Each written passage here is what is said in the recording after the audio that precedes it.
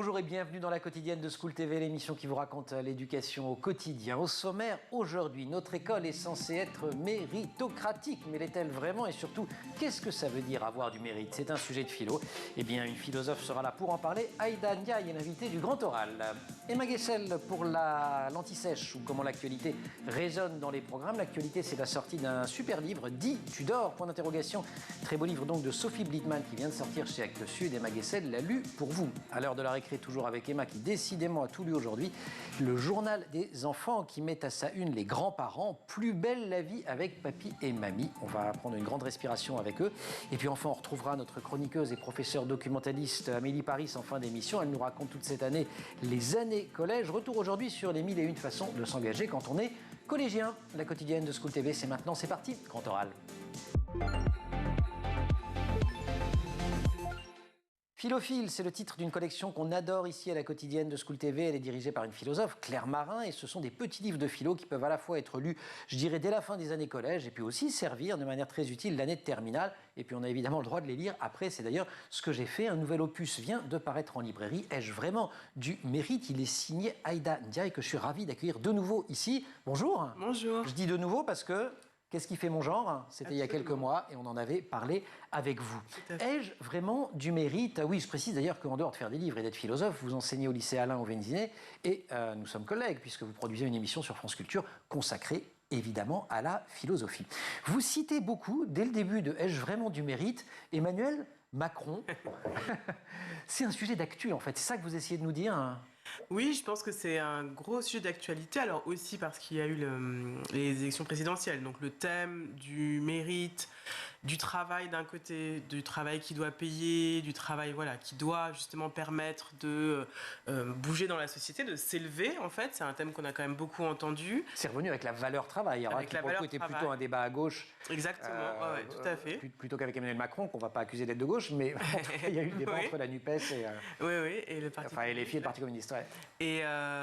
Et c'est revenu aussi beaucoup dans l'école, en fait. C'est-à-dire que dans les programmes des candidats sur l'école, cette idée qu'il fallait remettre le mérite, justement, au cœur de l'école, qu'il fallait reconstruire en quelque sorte l'école autour de cette idée de la méritocratie, c'est une idée qu'on a aussi beaucoup entendue, il me semble, pendant la campagne. Donc c'est vrai que c'est un thème, je pense, c'est... Oui, 5, 10 dernières années qui revient de manière assez prégnante. Cette notion de méritocratie, elle est historiquement assez récente. On a tous, moi le premier d'ailleurs, l'idée que l'école républicaine se voulait méritocratique, et donc on pense Jules Ferry, 1880, ou Ferdinand Buisson, etc.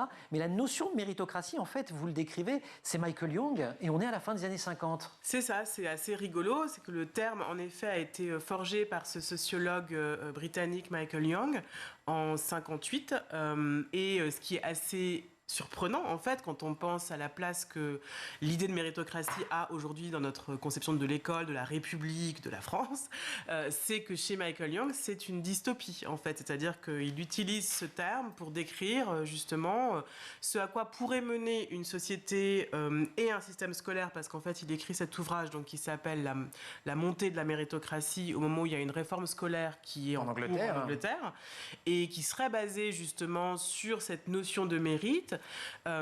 C'est-à-dire un subtil calcul finalement qui tient en compte à la fois... Ouais, vous donnez l'équation, hein. Voilà. QI plus effort égale mérite. Effort égale mérite, donc à la fois cette idée du talent, mais aussi quand même on en revient à cette notion d'effort, de travail. Et en fait, ce qu'il explique, ce qu'il montre, et ce que je pense nous voyons aussi nous dans notre société, c'est que ça produit des inégalités qui semblent être justifiées, puisque ceux qui auraient fourni davantage d'efforts seraient plus méritants, mériteraient d'obtenir, de recevoir davantage, et ça reviendrait à justifier en fait. Ouais, je ne sais pas si c'est tant une dystopie que ça, hein, puisque c'est exactement ce que vous dites, et c'est au nom de ce mérite que l'élite savante, je vous cite, cultivée et diplômée, accapare les positions de pouvoir, en estimant qu'elle peut en disposer en toute légitimité. Ceci étant, cette idée que le mérite peut aider à organiser la société, elle ne remonte pas pour le coup au XXe siècle. Là, vous allez sur... C'est Aristote. Oui, tout à fait. Cette question de ce que Aristote appelle la justice distributive, c'est-à-dire comment est-ce qu'on va répartir les richesses et comment est-ce qu'on a une juste répartition des richesses qui justement ne soit pas une pure égalité, mais qui donne à chacun selon... justement ce qu'il mérite. Ça paraît aussi être une idée importante en justice sociale. Donc c'est sûr qu'on a en quelque sorte un progrès dans l'apparition, la construction d'une société fondée sur le mérite qui remplace des inégalités de nature, des inégalités, des privilèges de classe. Donc au moment où l'école républicaine est créée et forgée, c'est plutôt un progrès de penser en termes de mérite. Moi, ce que j'ai essayé d'analyser, c'est ce que ça a impliqué comme conception de la justice, quand même, comme conception donc justement du travail et des efforts. C'est-à-dire que cette idée, par exemple, que si je fais des efforts, ça va forcément payer, en fait, qu'il suffit de faire des efforts et que donc ceux qui le veulent vraiment... Si on veut, on peut. Voilà, si on veut, on peut, exactement. Qui va pas du tout de soi. Et puis il y a la notion de rapport à la liberté dont vous parlez aussi. Voilà, c'est ça. Cette question de savoir, ce qu'on retrouve dans cette formule, quand on veut, on peut. La question qui se pose si on interroge cette formule, c'est d'abord, est-ce que c'est vrai? C'est-à-dire, est-ce qu'il suffit de vouloir pour fournir des efforts et pour que ces efforts s'avèrent payants? Et la question quand même aussi derrière, c'est quelles sont mes options, en fait, de cette manière. Quel choix j'ai, pas seulement les options au sens scolaire, mais aussi dans la vie en général. On va continuer à en parler avec vous, Aïda, si vous voulez bien, et vraiment du mérite. C'est le titre donc de ce nouveau volume de la collection Philophile. Je précise que les illustrations sont de Jochen Gerner. On va continuer à en parler dans quelques minutes, mais pour l'instant, Anti-Sèche, Emma Guessel.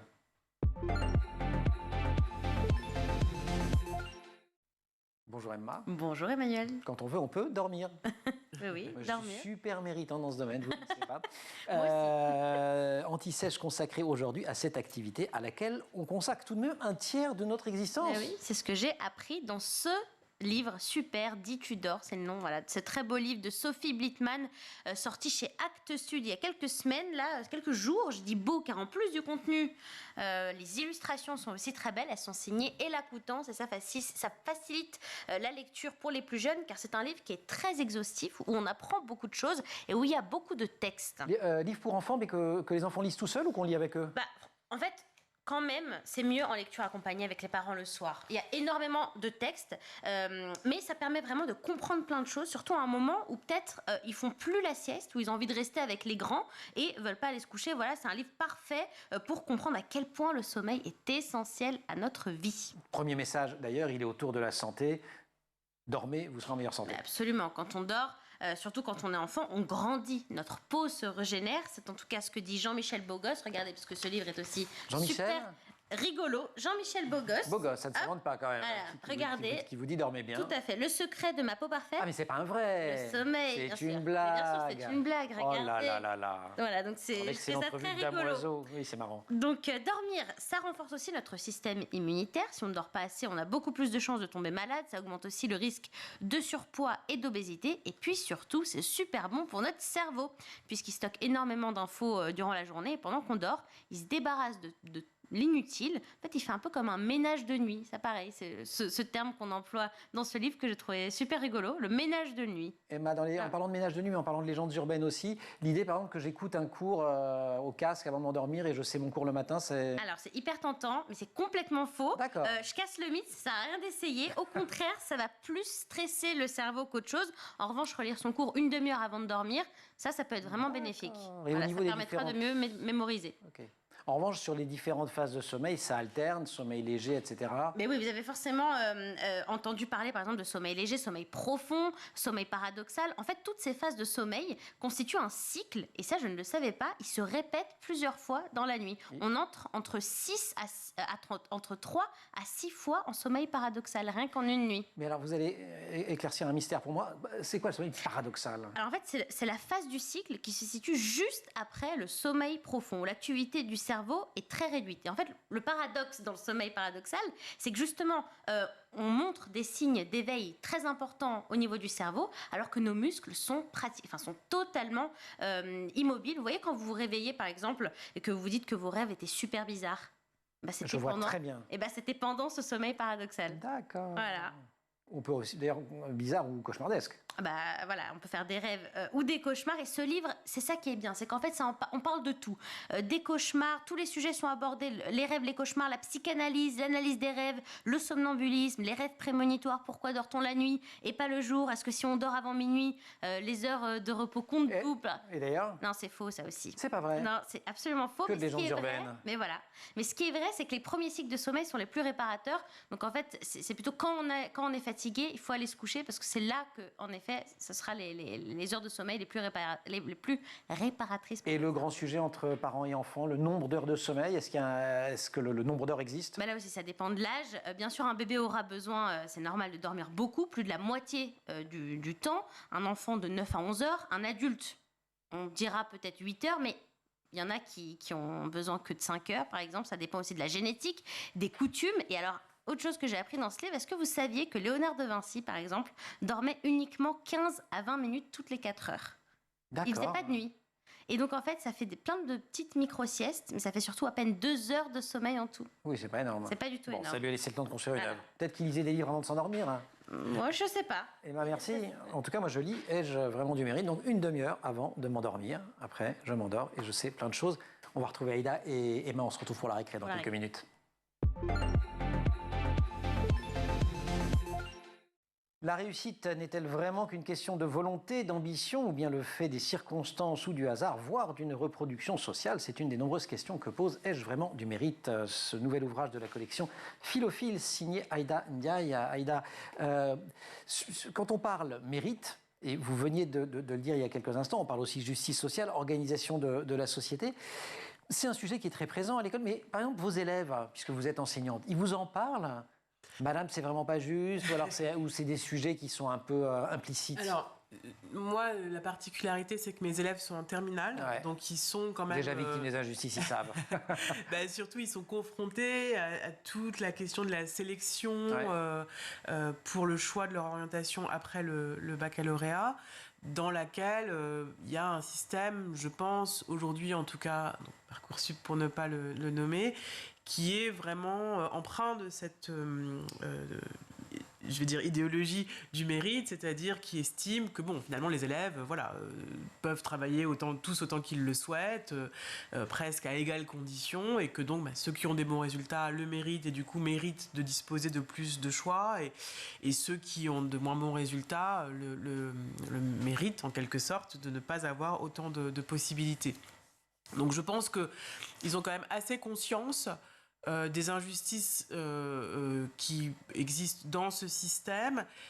Et aussi, moi, il me semble que c'est ça aussi qui est en train de changer quand même dans notre société, c'est qu'on a maintenant des générations qui ont vu leurs parents beaucoup travailler et pour autant pas nécessairement accumuler autant de réussite, en tout cas au sens social, parce que quand on parle de réussite, c'est toujours que les générations d'avant. Que les générations d'avant. Et donc pour quelqu'un aujourd'hui qui a, je ne sais pas, 18, 20 ans, cette idée de travailler toute sa vie, par exemple, pour accéder à une certaine réussite sociale, économique, financière, même familiale. Ils voient à la maison que c'est pas forcément vrai. Que c'est pas forcément vrai. Que faire le taux de chômage des plus de 50 ans, etc., qui sont leurs parents. Et donc ça interroge, et je pense que ça explique aussi pourquoi le rapport au travail des générations les plus jeunes est en train de changer quand même pas mal. Aïda, sur le rapport, sur le rôle de l'école, sur la reproduction ou non des inégalités sociales, on a cité Michael Young tout à l'heure, qui invente cette notion de méritocratie, ou qui la réinvente du moins en Angleterre à la fin des années 50. En France, on est tous très marqués par les travaux de Bourdieu et Passeron, qui sont à peine postérieurs. C'est le début des années 60, la reproduction et les héritiers, et qui disent en gros, on a un système scolaire qui va reproduire les positions antérieures. Je le dis avec des mots simples, mais c'est comme ça que ça dit. Qu'est-ce qui a changé depuis au fond? Parce qu'on dit toujours la même chose aujourd'hui. Or, la société a complètement été bouleversée depuis l'école aussi. Mais je pense, en tout cas dans le système français, dont on sait encore aujourd'hui, avec les différents outils dont on dispose pour mesurer justement le niveau de reproduction ou au contraire de mobilité sociale rendu possible par l'école, malheureusement, on peut avoir le sentiment que les choses n'ont pas tant bougé que ça, en tout cas sur cette question-là, c'est-à-dire la question que soulèvent Bourdieu et Passeron, si je résume, qui est de se demander dans quelle mesure est-ce que l'école reproduit les inégalités parce qu'elle attend en fait des enfants des compétences, dirait-on aujourd'hui, qui sont acquises en dehors de l'école. Voilà, donc, de savoir-être, de savoir-faire, de vocabulaire. Vous citez un moment Bernard Lahire, autre sociologue, bien plus récent, oui. Mais qui montre les différences de maîtrise de vocabulaire à l'âge de 5 ans. Voilà, c'est ça, le livre, le gros collectif que dirigeait Bernard Lahire, qui s'appelle Enfance de classe, pardon, vous avez raison. Il a en effet beaucoup mesuré la spécificité, disons, de ce travail, c'est d'avoir mesuré ces inégalités sociales sur des enfants très jeunes, beaucoup plus jeunes. Au moment où ils entrent à l'école. Au moment où ils entrent à l'école. Alors pas maternelle, mais au moment où ils entrent à l'école élémentaire. Oui, c'est ça, exactement. Et même maternelle, parce que je pense qu'ils avaient à peu près 5 ans. C'est ça, oui, ils sont encore en maternelle. Ils sont pas entrés en CP. Oui. C'est avant qu'ils entrent en CP. C'est-à-dire qu'avant qu'ils entrent, il y a déjà une partie du match qui est déjà jouée. Et on va leur faire croire, et c'est peut-être là où on retrouve le mot d'idéologie que vous prononciez au début de l'émission, que finalement, s'ils sont responsables de leur réussite, c'est grâce à leurs efforts, si on est dans une notion de méritocratie. Donc, quelque part, ils doivent rien aux autres. Et s'ils se plantent, c'est de leur faute. Et donc, la société ne leur doit rien. C'est ça, le cercle vicieux. C'est un peu ça. Ce que dit d'ailleurs Paul Pasquali, dont je parle aussi, qui est un sociologue qui a travaillé sur cette question du mérite et des héritiers à l'inverse. C'est que finalement, ce sont souvent justement les héritiers qui sont le plus convaincus de leur propre mérite.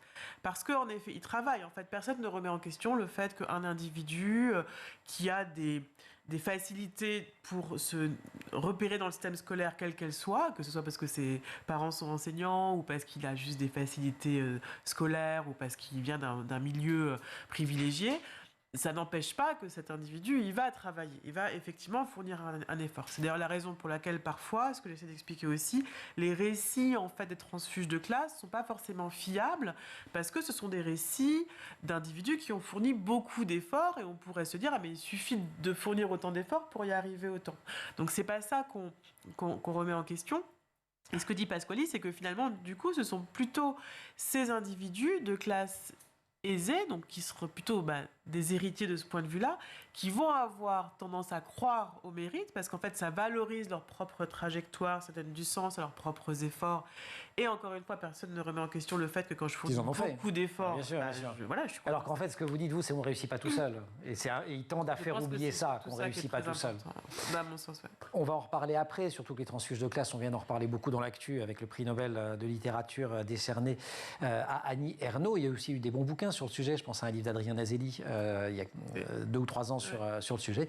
Mais pour l'instant, on prend une petite récré, parce que nous, on prend des récrés dans la quotidienne. Et on continue après à parler de Ai-je vraiment du mérite avec Aïda Ndiaye. Emma Guessel, la récré. Rebonjour Emma. Rebonjour. Dans cette heure de la récré, vous allez nous parler de ce lien unique que les enfants peuvent entretenir avec les grands-parents. Mais oui, pour tous ceux qui ont la chance de les connaître, de pouvoir les côtoyer au quotidien, vous savez à quel point cette relation est précieuse. Et le Journal des enfants leur a d'ailleurs consacré sa une, regardez, Plus belle la vie, avec papy et mamie, un dossier qui explore cette relation très spéciale que l'on cultive avec ses grands-parents. Alors, est-ce qu'il est vrai que déjà avec les grands-parents, on peut se permettre plus de choses qu'avec les parents? Bah oui, quand même. C'est vrai que les grands-parents ont cette réputation, bien sûr, d'être plus indulgents, moins pressés. Avec eux, on peut prendre le temps qu'on n'a pas forcément au quotidien avec ses parents qui travaillent, alors que les grands-parents peuvent être déjà à la retraite. Et puis ils ont peut-être plus de temps pour la transmission. Mais oui, les grands-parents, ce sont ceux qui vous racontent notamment les histoires de votre famille, qui racontent comment était papa ou maman quand ils étaient petits, les plus grosses bêtises, les plus gros fous rires, sans parler de la transmission en termes de savoir-faire. Combien d'adultes se souviennent des mercredis après-midi chez leur grand-mère? On en parlait encore il y a quelques jours avec Camille Labro, qui nous parlait de ces adultes qui étaient émus. Le rôle des grands-mères, quand on leur demande la recette que vous avez aimée, ça tombe 9 fois sur 10 sur la grand-mère. Exactement, donc voilà, ou encore les balades à tel ou tel endroit. Et les souvenirs qui sont associés, c'est pas juste le geste. Tout à fait, donc voilà, cette transmission elle est très importante, ce sont de très beaux souvenirs, et puis surtout la transmission, ça va pas que d'un côté, on peut aussi apporter beaucoup de choses à nos grands-parents, de la modernité, de l'énergie, et je voulais justement vous parler de ce duo qui cartonne sur les réseaux. Je ne sais pas si vous connaissez Studio Daniel. Alors en fait, ce sont des vidéos d'une retraitée, donc Daniel, avec son petit-fils qu'elle l'appelle Loulou, alors qui n'est pas vraiment son petit-fils, mais c'est tout comme. Ils ont plus d'1 million d'abonnés sur Instagram et franchement, mais leur vie, elle est géniale. Ils s'éclatent au quotidien, c'est hyper drôle. Ils sont partis au bout du monde ensemble, ils sont même partis au festival Coachella, vous savez, le festival très branché en Californie. Et regardez à quoi ça ressemblait. Pas trop. Oh là là, c'est laid. Ah, ça va pas la tête. Dans quoi je m'embarque?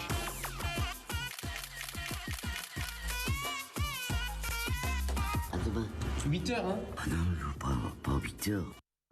Ambiance. Voilà, voilà, il lui fait vivre une deuxième jeunesse. Ouais. Ça cartonne sur les réseaux.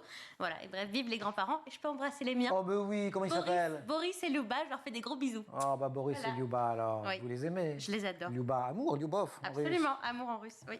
Fin de la récré, on retrouve Aïda dans quelques instants.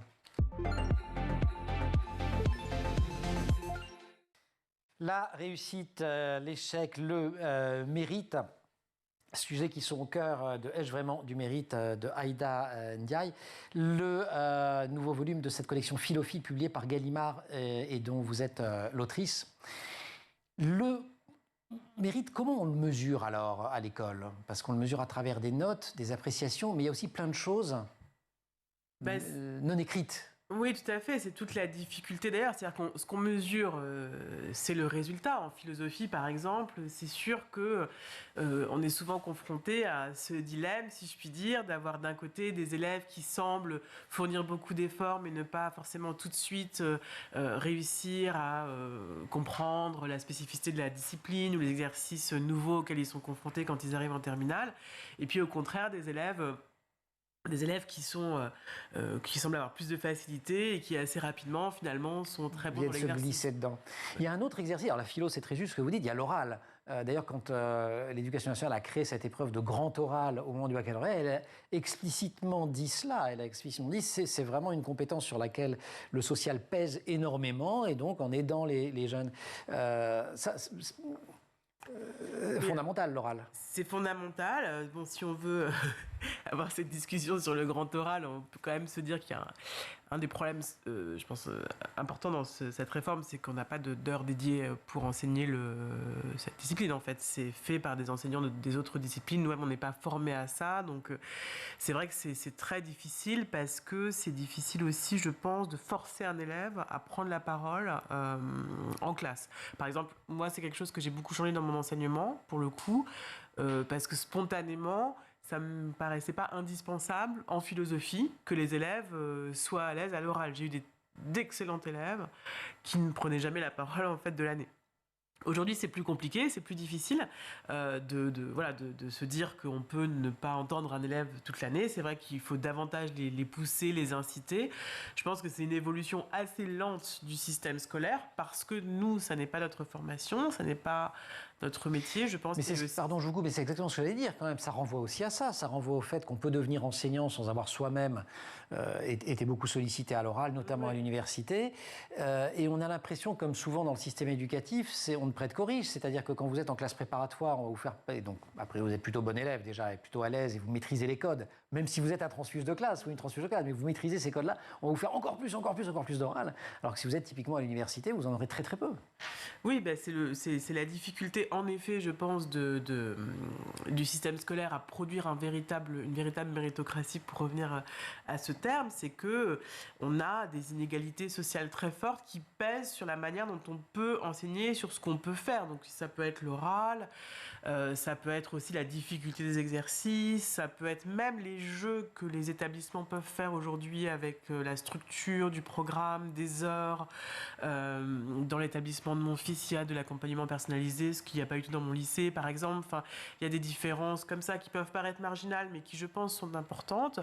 Je pense que les options qui sont proposées aujourd'hui aux élèves en première et en terminale, ça génère aussi une inégalité territoriale, parce que l'offre n'est pas exactement la même partout, les combinaisons ne sont pas les mêmes. Parisiens et les conseils qu'on peut donner aux élèves ne sont pas les mêmes non plus.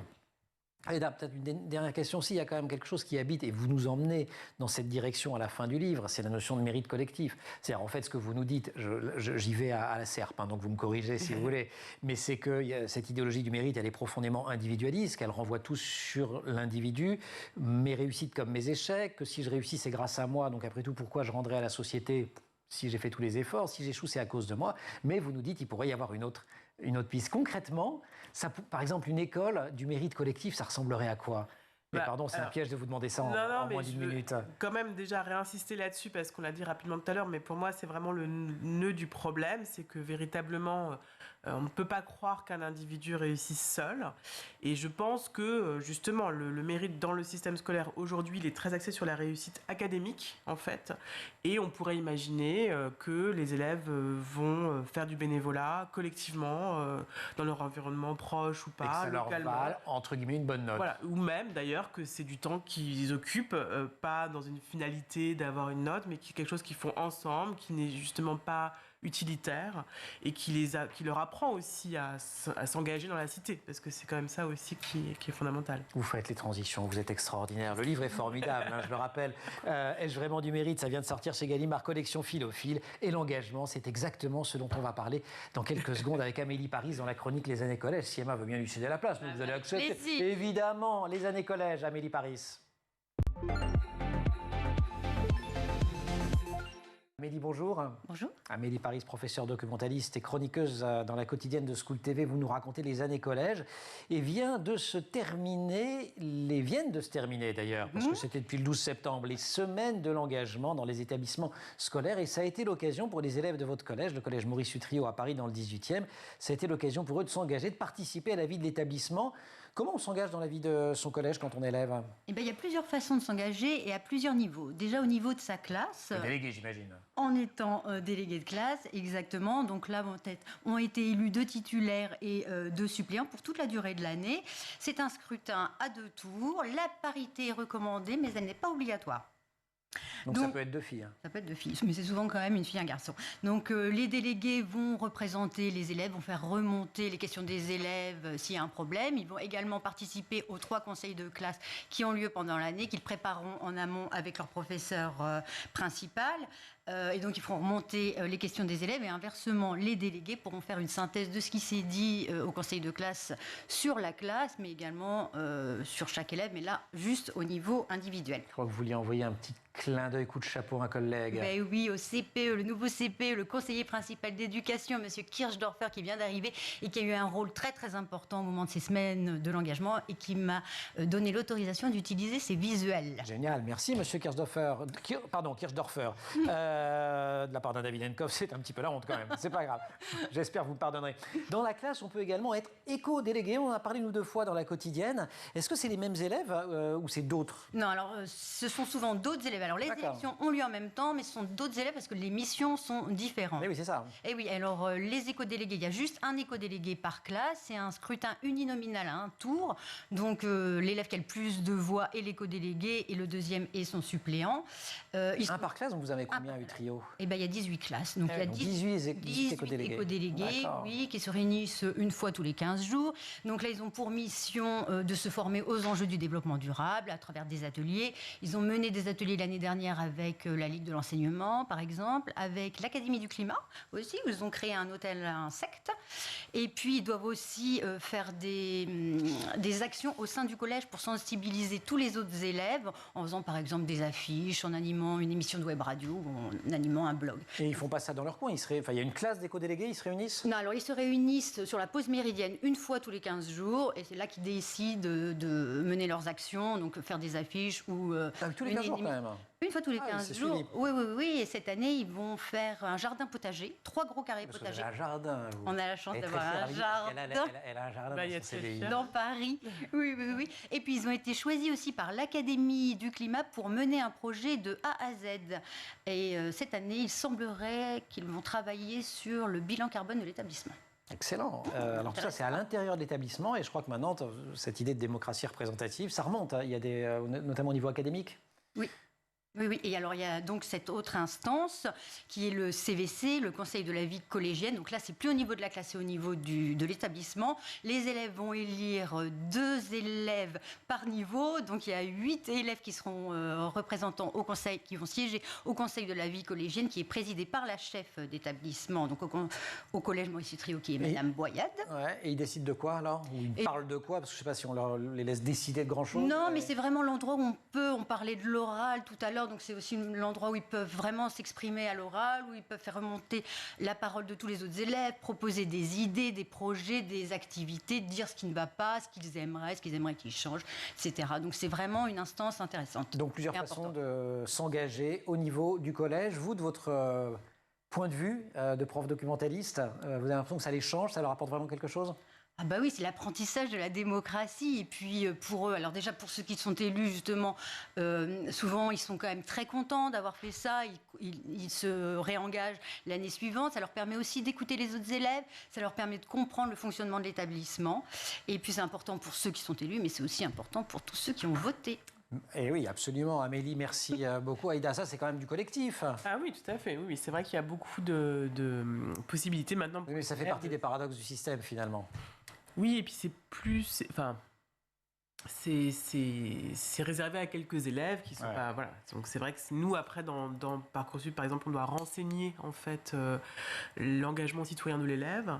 Hormis ces élèves-là, en effet, qui, dans le cadre du lycée, s'engagent, c'est pas toujours facile pour nous de savoir ce qu'un élève fait à côté et de l'évaluer, en fait. C'est pas notre rôle non plus. Merci beaucoup. Merci Amélie. On se retrouve la semaine prochaine. Aïda, merci beaucoup. Jochen Gerner pour les illustrations, vous-même pour le texte. Ai-je vraiment du mérite? C'est dans la collection Philophile, collection de Claire Marin chez Gallimard. Et je précise, on vous avait déjà accueilli pour cet ouvrage il y a quelques mois. Qu'est-ce qui fait mon genre? Que vous avez également signé dans cette très belle collection. La quotidienne, c'est fini pour aujourd'hui. Et je salue au maquillage et je remercie Laure Audemont en régie, Marine Plantec qui a préparé l'émission et qui est assistée aujourd'hui par Roxane Sarfati, Alexis Oustabassidis pour le son, pour la réalisation, c'est Ulysse Touré. Vous restez sur School TV, vous nous retrouvez nous en permanence sur Internet et sur les réseaux sociaux.